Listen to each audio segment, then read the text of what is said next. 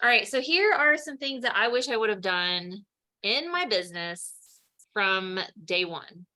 And I feel like this is really helpful for you guys, especially because you don't have to waste time like I did. And so the first thing that I want to encourage you to do is to collect reviews on Google. Now, I know I have said this before, but I wanted to make sure that everyone is clear that you really need to start collecting reviews on Google Business Profile. It takes like less than 5 minutes to set up. Once you have a website, it's great for SEO, meaning search engine optimization. So when people go to Google and they're looking for a photographer in their area, they will find you. And so this is a really awesome way to get reviews, well, an awesome way to get clients, but then also to collect reviews. People will look at your reviews and they'll look at your website and they'll be like, sold.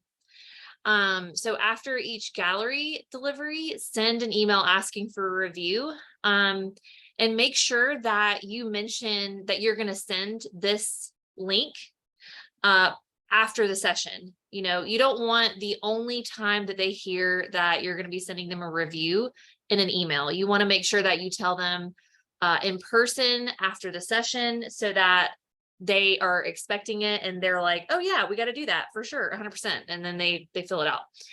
And if they don't give you a review within, like 24 or 48 hours, just send them a reminder. It does not mean that they hate you. Like, I know it can feel almost like you're dating being in the business world because you're like, do they like me? Do they not like me? I promise you, everyone is just as busy as you are, and they probably forgot.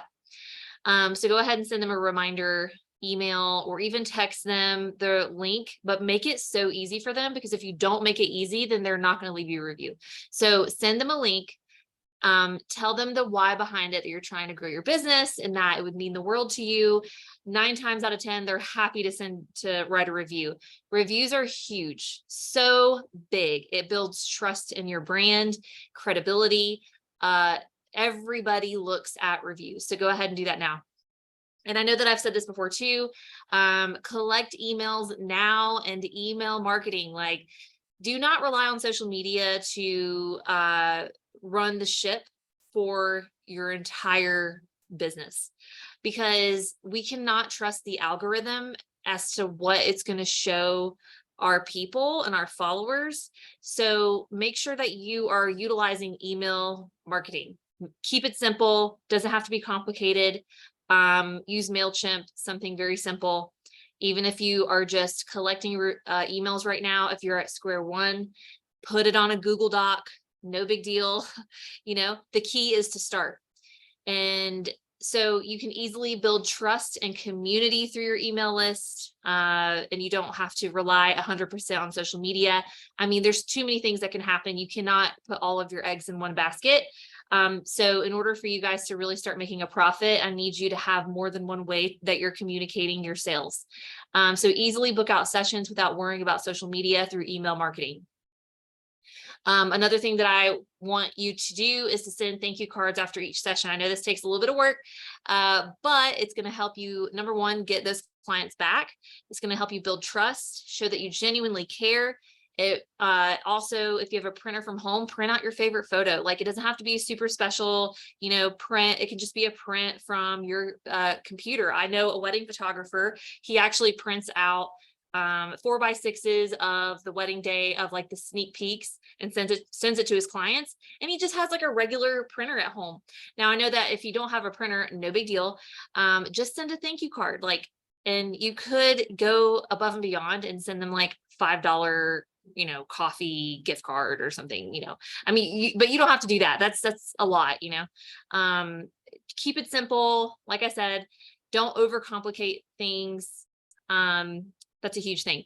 Become the expert in one area of photography. I know that you guys are, just starting out, and so it does take you a little bit of time to figure it out, but the quicker you can niche down, the better. Honestly, I didn't start making really amazing money until I niched down into weddings. And I actually pretty much eliminated myself from other niches. And you know, there's some pluses and minuses with that, but ultimately what I was known for was shooting documentary style, candid, romantic portrait wedding photography. Um, so it took me years to make the jump, but I did.